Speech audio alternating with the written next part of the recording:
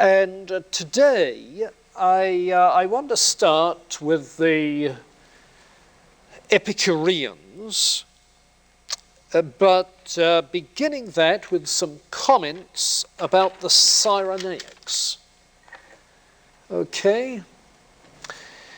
Both the Cyrenaics and the Cynics, whom we'll come to later on, are spoken of by Kaufmann in his introduction to material on this period as Socratic schools. And yet as you read them, you'll think they're most unlike Socrates, or read about them, you'll think they're most unlike Socrates. The Socratic note simply represents a point of departure, not a point of agreement. Their point of departure, both the Cyrenaics and the Cynics, is Socrates' famous dictum, know thyself. Know thyself. Which in Socrates, of course, had to do with a self-understanding which could lead into a process of improvement of the soul. And that was not altogether alien to the Cyrenaics and Cynics, but what the soul was and what they thought would improve it is markedly different. The Cyrenaics particularly stand in contrast because they are so plainly hedonists. That is to say, the good is pleasure. And it was a very individualized pursuit of pleasure, and so it is an egoistical hedonism. My pleasure. Egoistical hedonism. But in the history of ethics, they stand as, I think, the first clear-cut school of thought advocating the maximum pleasure of the maximum intensity and the maximum immediacy, if you please. The maximum pleasure of the maximum intensity and the maximum immediacy. It's sort of an extreme hedonism. Now, how did they get to that? How did they get to that from Socrates' know thyself? Well, the purpose of knowing yourself is to understand what will give you enjoyment. If you know what gives you enjoyment, what gives you pleasure, then you can pursue pleasure. And so self-understanding becomes an instrument for hedonistic purposes. Knowing for the Cyrenaic is a matter of sense experience. And it's in our sense experience that we enjoy pleasure or feel pain. And the pleasurable sensations are what we call good. We desire them. The painful sensations we call bad. We try to avoid them. Notice the fact that it's sensation implies that it's a physically based sort of thing primarily. There is no universal norm as to what all people find pleasurable. It's just that each individual seeks to maximize the pleasure for herself, for himself. Now, a couple of qualifications. They recognize that unrestrained excess produces pain the morning after the night before, and therefore want to avoid such unrestrained excess. In other words, stay master of yourself, of your environment. Be reasonable in that way.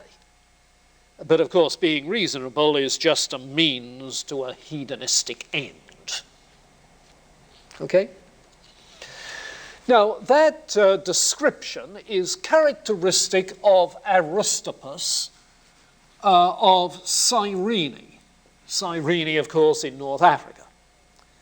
And it's from that location that the term Cyrenaic derives. The other individual whose name has come down to us in this connection is Hegesias, who distinguished himself by, while still a hedonist, being a pessimist about life. That is to say, the maximum pleasure we can have is complete absence of pain. We can't really produce any surplus of pleasure in this life. So since the happiest outcome is painlessness, the best thing to do is to end it all. And he became a counselor of suicide. It's said that he was separated from his teaching job because he was losing students. And understandably. But it's an interesting sort of outcome, but it's not the only one of that sort. To begin with, there's a whole literature on the ethics of suicide, beginning back there with Hegesias and more lately in the 20th century, the French existential writer Albert Camus. In between, lots of others. And frequently, those who find justification for suicide do it on a hedonistic basis. On a hedonistic basis. That is to say, if you want to minimize the pain, maximize pleasure, and there's no surplus of pleasure possible, then to minimize the pain, what is the left? You see. And so that sort of rationalization at that juncture. Well, the Cyrenaics are an interesting beginning of hedonistic ethics, an extreme sort that soon is moderated. And in the course of time, the Cyrenaics simply were absorbed into the growing Epicurean movement, which is a more moderate kind of hedonism, more moderate version. And the two names of importance for us in Epicureanism, one is Epicurus, obviously gave his name to this, and the other is the Roman poet of the 1st century, Lucretius, whose work, The Nature of Things, is a extended philosophical poem. There are blank verse translations available, and if you're interested in poetry that describes a whole mechanistic cosmology and develops out of it a theory of sense perception, an ethic and a political theory, all in one massive, long, blank verse poem, then by all means take a look at The Nature of Things. Since The Nature of Things is rather vague, some modern versions have been given it the title, The Nature of the Universe, which makes it equally inclusive, of course. It's just that it sounds a bit better than The Nature of Things. What are things? Well, the whole universe of everything, you see. And that's really what the poem is about. Well, the Epicurean poem, then, on the nature of things, the Lucretius poem, rather, is really an attempt to systematize, to develop further what Epicurus had done in the 3rd century BC. Lucretius in the 1st century BC. Epicurus in the 3rd. And the conception of pleasure which they emphasize they spoke of as ataraxia. Ataraxia. Those of you with some Greek will recognize the alpha privative, which is a negative prefix, and the verb tarasso, which is to harass, to trouble, to buffet, to knock around.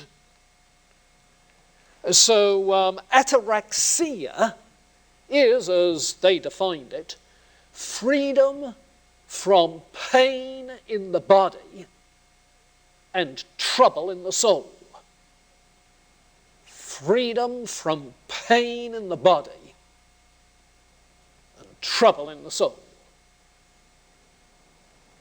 So the pleasure-pain question is tied to both body and soul.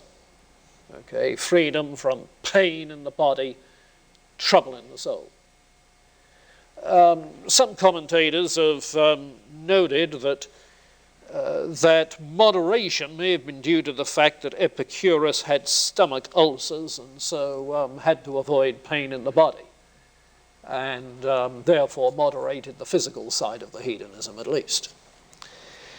But in any case, what they are seeking is a life of contentment.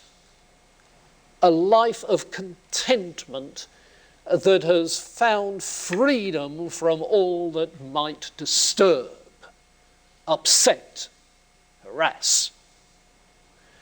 And for that reason, Epicurus, Lucretius make a qualitative difference between pleasures. It's easy enough to think of quantitative differences between pleasures. This is more painful than that, or this is more pleasurable than that.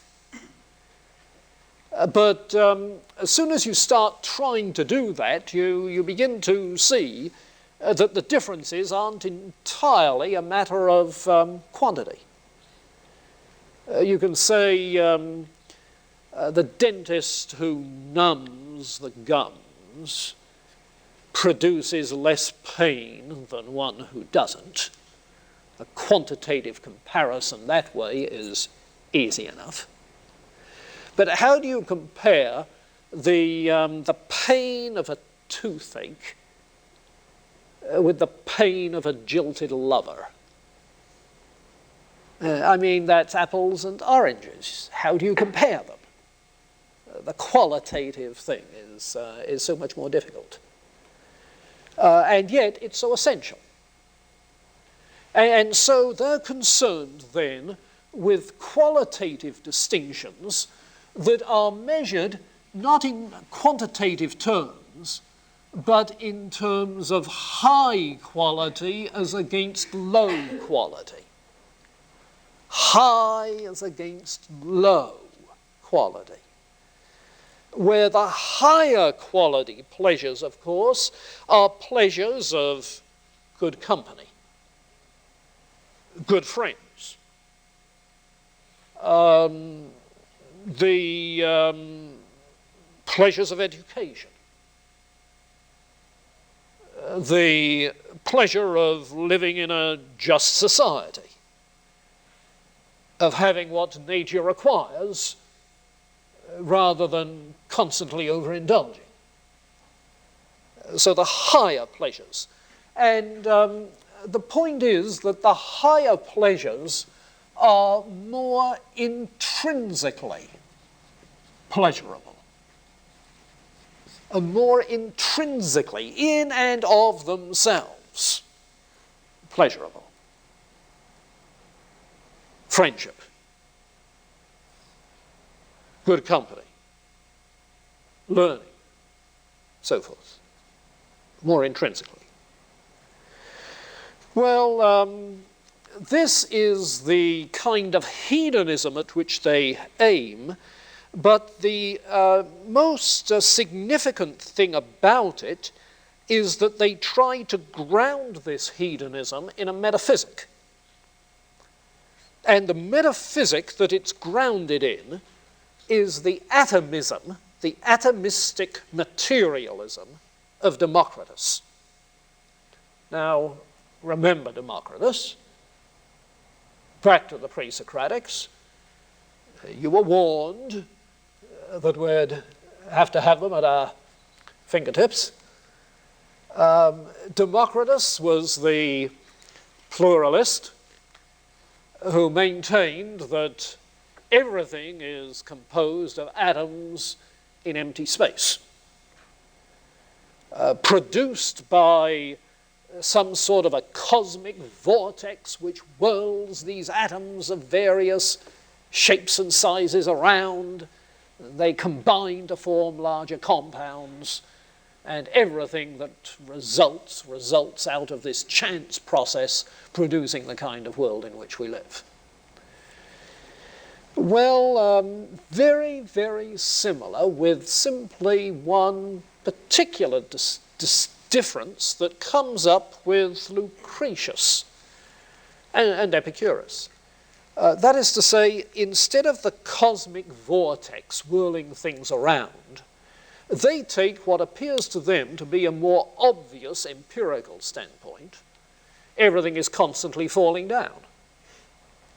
So that the natural motion of atoms is simply vertical fall, vertical fall. And it's out of that, the collisions that occur, that compounds result. Now, in order to get at the way in which he develops that, let's take a look at the Epicurus selections beginning on page 454. Beginning on page 454.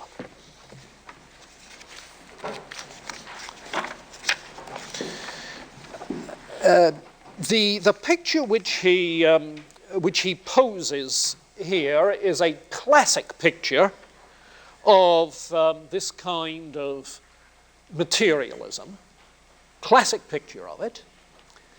It's one which was picked up in the Renaissance with the scientific revolution that took place then. Because as you're aware, that scientific revolution in the 16th, 17th century, involving Galileo, Copernicus, systematized in Newton, was a move to a mechanistic kind of explanation, so that the whole physical universe is explained in terms of the movement of particles of matter under the impact of physical forces. And the advocates of that science very freely cited Democritus as the person who impressed them most. In fact, when we get to the philosophers Francis Bacon, Thomas Hobbes, we find they cite Democritus too, and appeal to this kind of Democritan atomism. So the picture we have then is one that is of lasting importance. Updated in some ways, yes. Okay, on 454, in the first column, the center paragraph, second sentence, you notice this to begin with, nothing comes into being out of what is non-existent. Now, this is a classic Greek dictum, classic in Roman thought as well, in Latin, ex nihilo nihil fit. Out of nothing, nothing comes. Out of nothing, nothing comes. And nothing comes into being out of what is non-existent. And that, of course, is characteristic of all the pre-Socratics. It's characteristic of Plato and of Aristotle. The elements are eternal. The atoms are eternal, in this case. If everything is made from atoms and empty space, then atoms and empty space must be eternal, uncreated. Okay? So there's the basic stuff. Indeed, this is how he goes on in the next paragraph. He says the whole of being consists of bodies and space. And just across on the next column, the sum of things is unlimited because of the multitude of atoms and the extent of the void.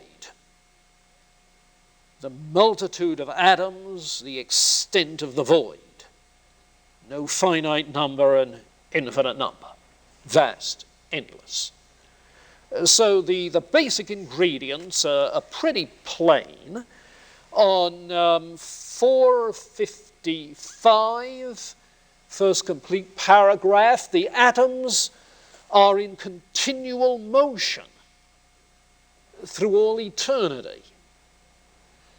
And then the following paragraph points out that they exist from everlasting. Atoms and a void. Later on he says they come in different shapes. Different shapes, somewhat different sizes. Later on 457, if you want to check that, 457, he points out that while they have different shapes, different weight, different size, that's all we can say from observation. He's making a distinction that becomes very important between primary qualities and secondary qualities, as they get to be called later on. Primary qualities being spatial properties, okay, size, shape, spatial occupancy, density, therefore weight, but not secondary qualities. That is to say, the qualities that we are aware of by particular sense organs. Color, smell, taste, sound, feeling, texture, you see. Not secondary qualities. In the 16th, 17th century, this amounts to the fact that the primary qualities are viewed as objectively real. Properties of things, physical bodies. Secondary qualities are viewed as subjective. Qualities only of your experience. Subjective. Qualities only of your experience. Now, to make that distinction requires a theory of sense perception. How does sense perception work? That the secondary qualities should be all subjective. And Epicurus suggests how sense perception works on page 455, top of the second column, new paragraph, where he says there are outlines or films which are of the same shape as solid bodies but very thin, so that we cannot see it, these transparent films that sort of peel off from physical bodies. If they're transparent, they have no color. You can't see them. But these films, moving through space, enter through the sense organs, through the eyes, for instance, and are perceived within. And being perceived within, shrunk, but they retain the same shape. And so we perceive shapes without color, without smell, without secondary qualities. So that the secondary qualities are qualities of our experience produced in the process, but not qualities of external objects. Okay? And that's basically the theory that you find in John Locke in the late 17th century. That secondary qualities may be caused ultimately by physical stimuli in conjunction with the mind, the brain, our physical apparatus, but they're purely subjective.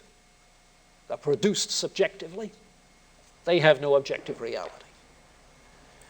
After all, in this materialist, mechanistic universe, remember Tennyson's line, can I take a thing so dead, embrace it for my mortal good? Colorless, odorless, feelingless, this dead material world, you see? Now that's the kind of picture that develops later on, and it begins to be implicit here in Epicurus. Empty space, then, is unbounded in every direction. The atoms are falling vertically in space. How then do they collide to produce any possible changes, combinations? And it's Lucretius who makes this very plain. He suggests that in the process of falling, an occasional atom, for no known reason or cause, will swerve off course. The Lucretian swerve.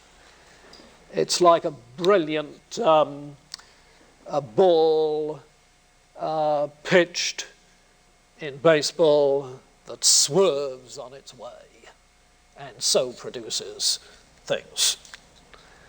Well, this swerving atom then tends to set up a chain reaction, like a collision on the freeway. Collision after collision, combination after combination occurring. And fanciful though it seems, what he's trying to say is that there is an element of indeterminacy and unpredictability in nature. An element of indeterminacy and unpredictability in nature. And it's by virtue of that, an element of causal indeterminacy, that there is that phenomenon that we think of as human freedom, which is really something that occurs when there's a gap in otherwise unbroken causal chains. So it's that causal indeterminacy then which allows for the unpredictable that we think of as a free act. So the picture develops. Go one step further to page 459. 459.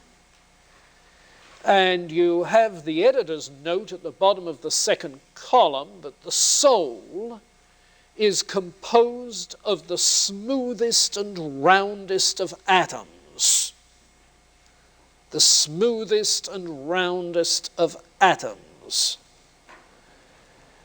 So you have basically a materialist view of soul. He says that part of it is irrational, scattered over the rest of the frame.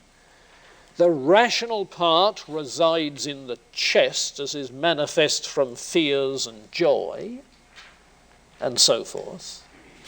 And so the soul, then, is physically composed, pervades the whole body, a vital spirit, and being material, at death, the soul, that is to say, those small, round, smooth atoms so easily escape from the body. And so there is no immortality. But it's here that he accounts for the experience of pleasure. Because if the atoms of the soul are smooth, round, they will feel pain, they will be pushed and jagged as a result of rough atoms, rough, jagged shapes will be troublesome to the soul. Whereas smooth, round atoms like you get in conversation with good friends or in reasonable discussion and so forth, can provide soothing sensations of pleasure. And so there's a physiology that underlies the experience of pain.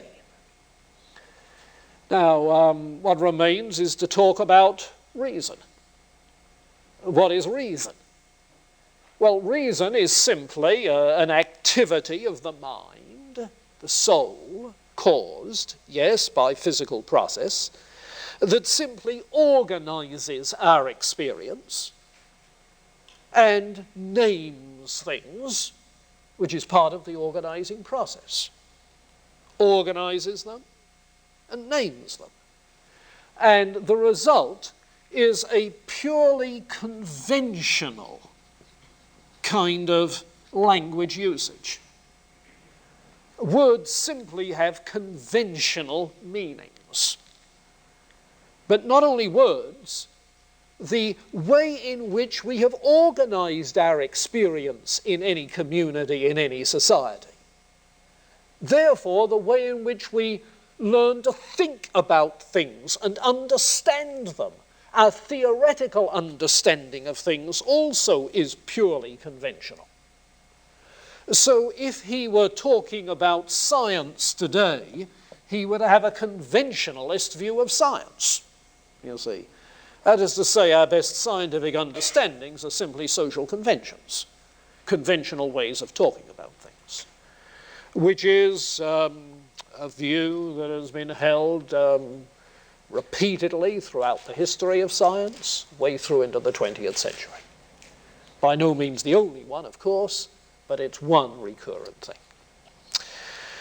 Well, the final note then in this letter to Herodotus comes at the end on pages 62 and 63 when he talks about death.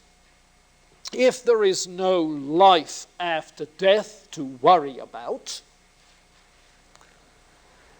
then death need not cause trouble in the mind. And if there is no life after death, then there will be no pain in the body. So if with death there is neither pain in the body nor trouble in the mind, death is no bother or trouble to us, you see. And so brushing off the fear of death. I suppose it should be said that this, in the face of developing influences of Eastern religions and mystery religions, was rather a welcome thing among some of the Hellenists, some of the Romans. They found it sort of liberating. Now, the outcomes of this you find then in the following selection, labeled Principal Doctrines, where the first few pages simply talk about the hedonism, the pursuit of pleasure, and the way in which that is moderated but still sustained. But the thing in it that I want to draw your attention to is comments on the last page, 466, about justice. About justice. For it's one thing for an individualist to pursue individual pleasure regardless of what is happening to others. But it's another thing for one with a more refined kind of hedonism to be able to pursue pleasure with utter disregard of the kinds of injustice which are so producing of pain rather than pleasure. If we're talking about social enjoyments, the benefits of society, then we've got to have some sort of an ordered society to make the pleasurable consequences assured, predictable, stable. So what then do we mean by justice? Look at the statement at the top of 466, paragraph 31. Natural justice is an expression of expediency. To prevent one from harming or being harmed by another. Expression of expediency. 33, there never was absolute justice, but only an agreement made in reciprocal intercourse, providing against the infliction or suffering of harm. So justice is a purely conventional kind of thing. And 34, injustice is not in itself an evil. Nothing intrinsically wrong with injustice, but only in its consequence, in the terror excited by apprehension that those appointed to punish will discover the injustice. So you have not only a conventional kind of language, not only a conventional science, but a conventional ethic, a conventionalist ethic, no other basis. After all, if we live in a world of blind material forces, a world composed of atoms devoid of any but primary spatial properties, what basis is there for an ethic that goes beyond the pursuit of what pleasure there is in such a world? You see, there's not going to be any. And so the concern about justice is not because of any intrinsic rights, not of any necessity for equal justice for all, but simply as a matter of social utility, okay? And so a purely conventional kind of arrangement with no other checks on it than in terms of its hedonistic consequences. Pretty plain. Well, this is, as I say, the systematically developed kind of hedonism of Epicurus, Lucretius, and we'll find something very, very much like it in the 17th century when we get to Thomas Hobbes. Any of you familiar with Thomas Hobbes? 17th century English man of letters, best known now as a political theorist, who, had a materialistic view of the universe and human nature, sort of an atomism, rather like Democritus, a hedonistic ethic, an ethic based on a physiological explanation of pleasure and pain, okay? A conception of social justice as a conventional arrangement based on a kind of social contract in order to ensure the kind of self-preservation which is the minimum necessity in a hedonistic life, you see. So it provides sort of a paradigm, Lucretius does, of materialistic kinds of systems. One of the things which I think you'll notice on through the history of thought is that a certain kind of metaphysic, often, not always, leads to the same kind of ethic. Okay, a certain kind of metaphysic leads to the same kind of ethic, not with complete uniformity. Sometimes it may open up in 2 or 3 other possible directions, but very frequently a hedonistic kind of ethic is the result of a materialist metaphysic, and for understandable reasons. Okay, any questions, comments there? Dr. Chappell. Would Christians have acknowledged miracles?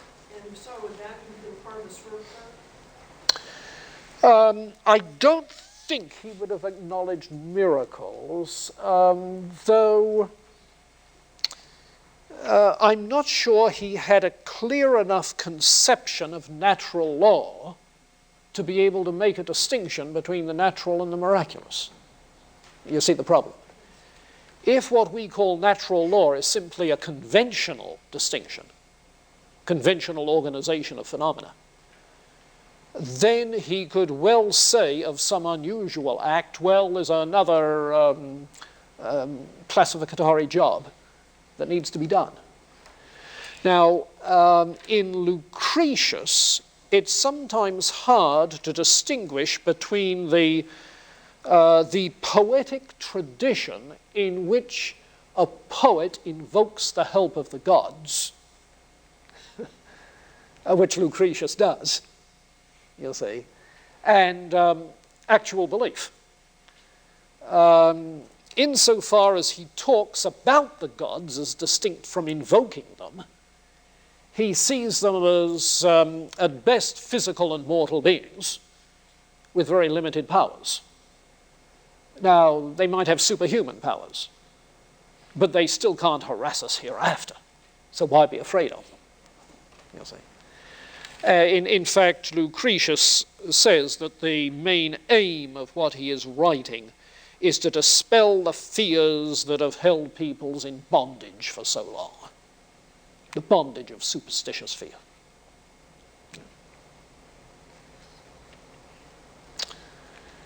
Anything else? Yeah, Janelle. A notion of the soul, or is it just that everything is based on the materials?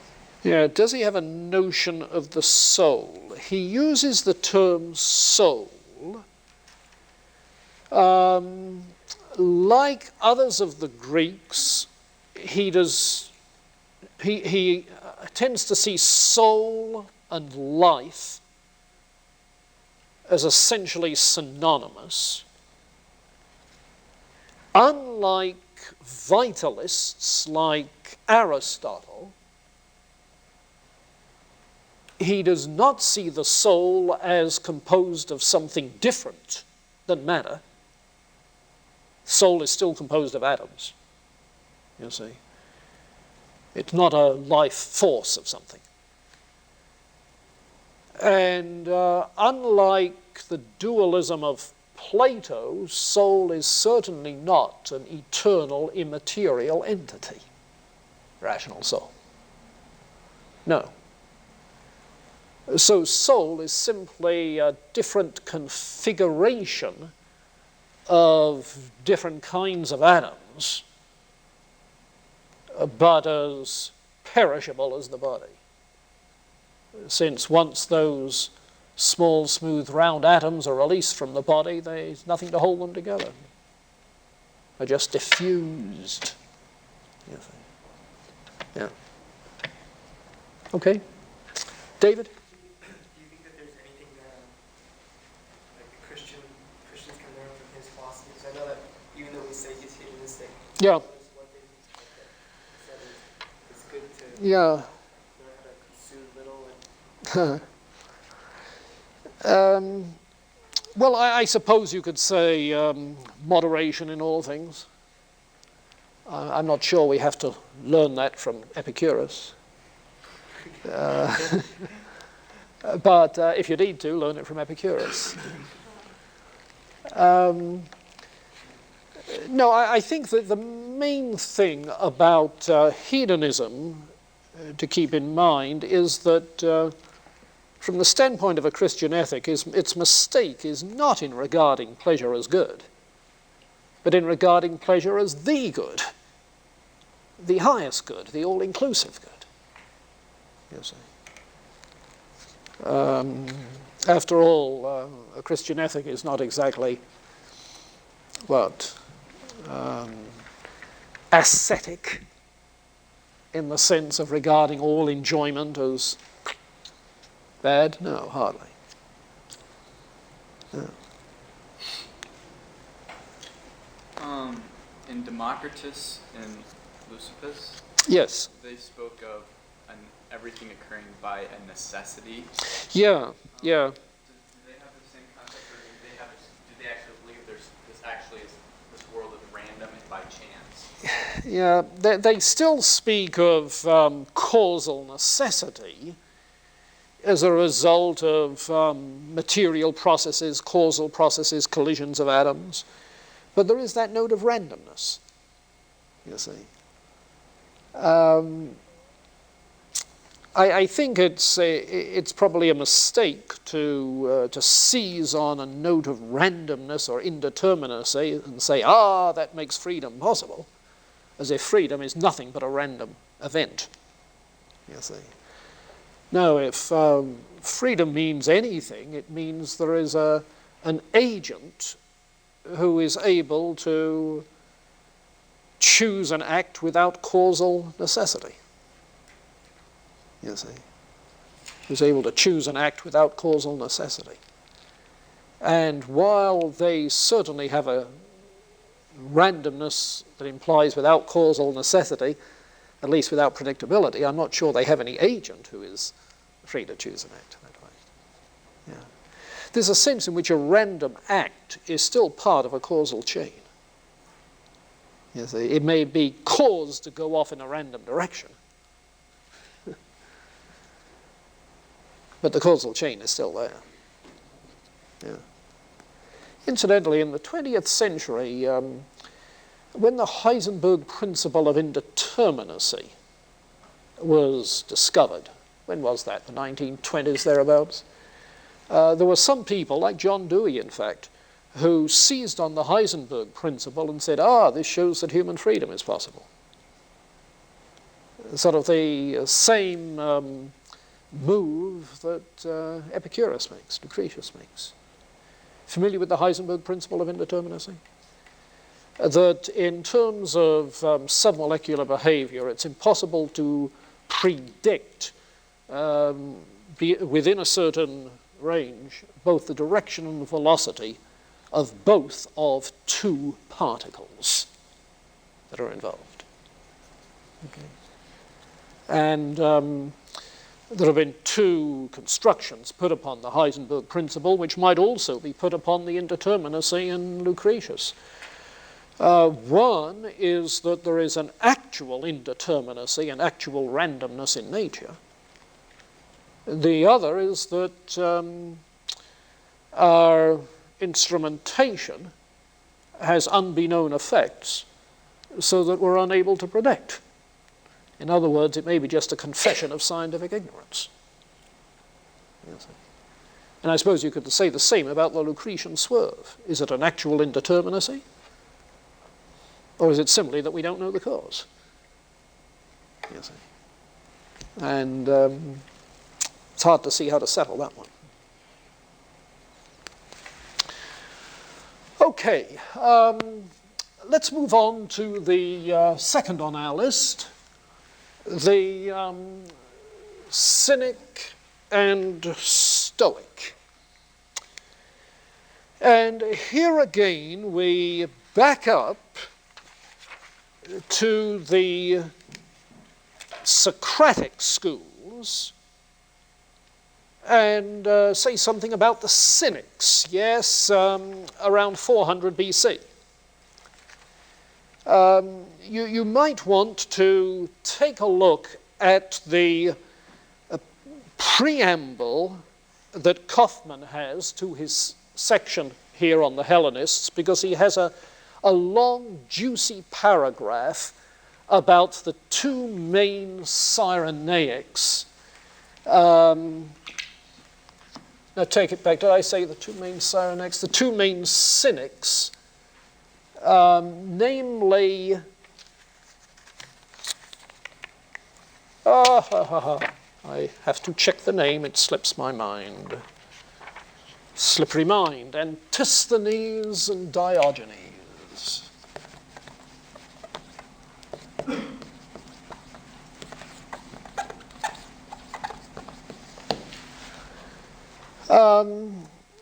Antisthenes was I suppose, what we would call today counterculture to the fullest extent.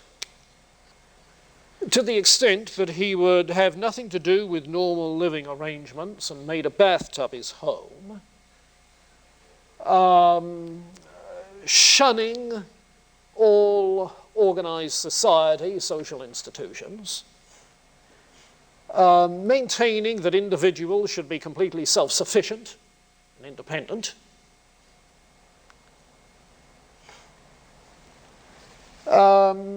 so much so that his lifestyle earned him the name of an animal, the dog. And of course, the Greek word for a dog is the word kune. And it's from kune that the word cynic is derived. So the cynics literally had gone to the dogs. You see, they were regarded by virtue of their complete counterculture, counter-establishment lifestyle as virtual, I wouldn't say outcasts, but at least they had stepped outside, living outside. Diogenes in similar fashion. It's said that Alexander the Great had heard about Diogenes and went to talk to him and asked if there was anything he could do with him, to which Diogenes responded, "Yes, get out of the light." That was his way of treating authority. Get out of my light. Get out of the sunshine. Get out of the way. You're blocking the light. So, that completely anti-establishment kind of attitude. The main significance of those cynics, then, is in their appeal back to nature. Back to nature. Okay? What is fitting for us by nature? And they represent a bit of a tension that had developed even in Socrates and Plato's day in Athens, a tension between nature and custom or convention. You see, phusis versus nomos. Nomos meaning law or custom. You see. Aristotle's ethic was an ethic of phusis, by nature this, by nature that. You see, his whole emphasis on natures. Aristotle's likewise rooted in the nature of a human being with the three elements of the soul and their appropriate virtues. But the cynics, no, they likewise are concerned about, yes, back to nature, but nature in a different sense. They see the concepts of nature in Plato and Aristotle as simply Greek conventions.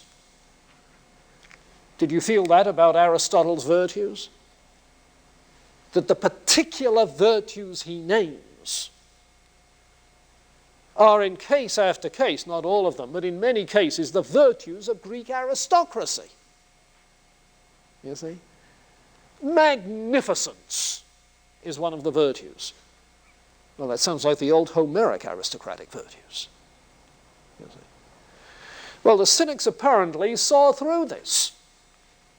And so they really want to get back to nature, to a much more simple, independent lifestyle, without the complexity of the social structures, which had grown up, obviously, in Athenian culture, and which Plato and Aristotle were simply reforming, but maintaining.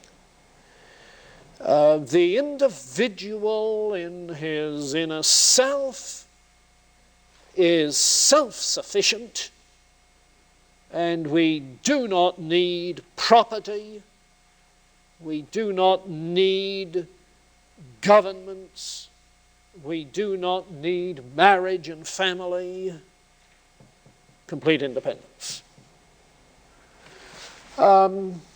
notice that the term cynic has come down to us with a somewhat different meaning. Fair enough? Different and yet similar. The similarity? Yeah, somebody who is cynical of established ways of doing things. Okay? Someone who's cynical about certain established beliefs. You see, the cynic in that sense. But different in that the ancient cynic was advocating more of a positive alternative. The self-sufficient individual getting back to a very simple kind of natural existence without the trappings of culture. If you like, you can see the underlying question as the question whether the troubles that human beings have in this world are products of culture, or whether they're products of nature, including human nature. Now, I think it's fair to say that Plato saw the troubles in a society as products of human nature that needs to be rationally controlled, you see. Whereas the cynics seem to see the troubles as the products of culture. So we need to get back to nature. Okay. The cynics want nature to save us from culture. Plato and Aristotle want a culture to save us from our nature. It's the other way around. Okay. Well, that cynic influence provided, I suppose you would say, the moral starting point, which the Stoics subsequently picked up on. The emphasis on the stoical attitude, after all, immune to inconvenience and self-sufficient. Now, the thing which was necessary, however, to produce the Stoic philosophy,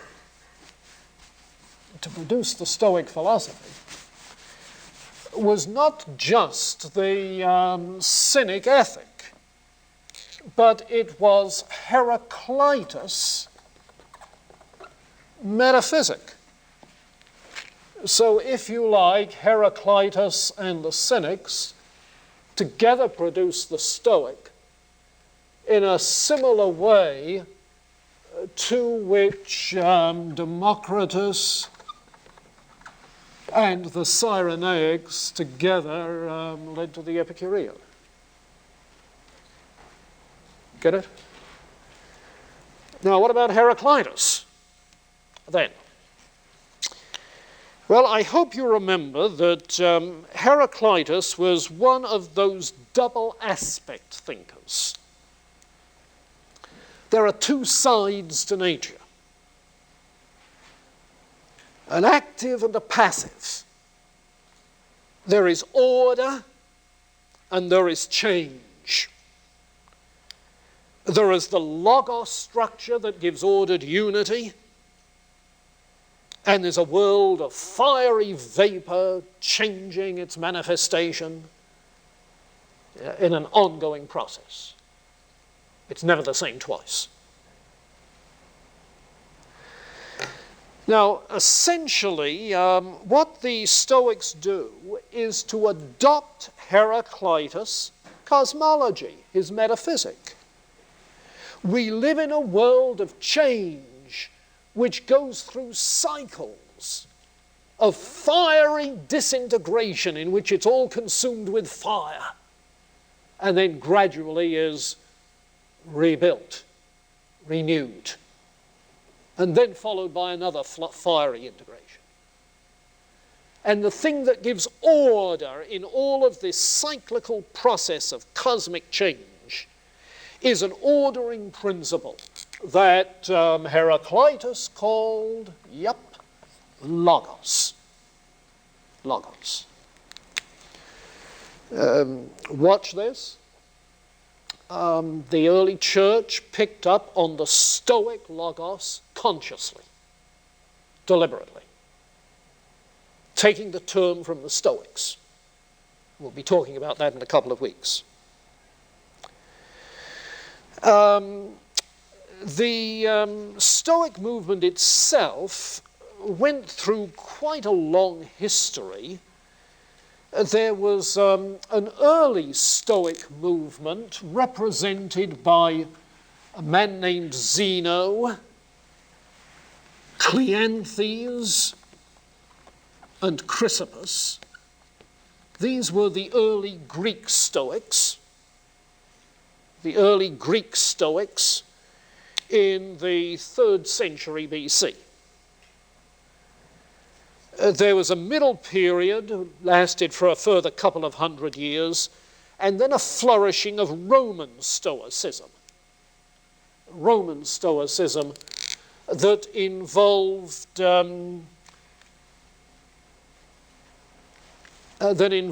Seneca, Epictetus, and the Emperor Marcus Aurelius.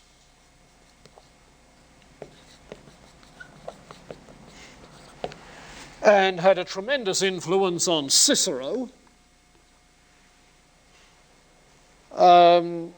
because of Cicero's writings in political philosophy, legal philosophy, and the shaping of Roman jurisprudence, had a tremendous influence then on the shaping of that whole tradition of Roman law, which was then transmitted on into the Middle Ages. So that political and legal philosophy on into the Middle Ages and modern times was profoundly influenced by the Stoics. Okay. So you have then quite a history, often divided into 3 parts: history of this Stoicism, the 3rd century, the Greek beginnings, a middle period of assimilation, and then the Roman period, the first 2 centuries AD.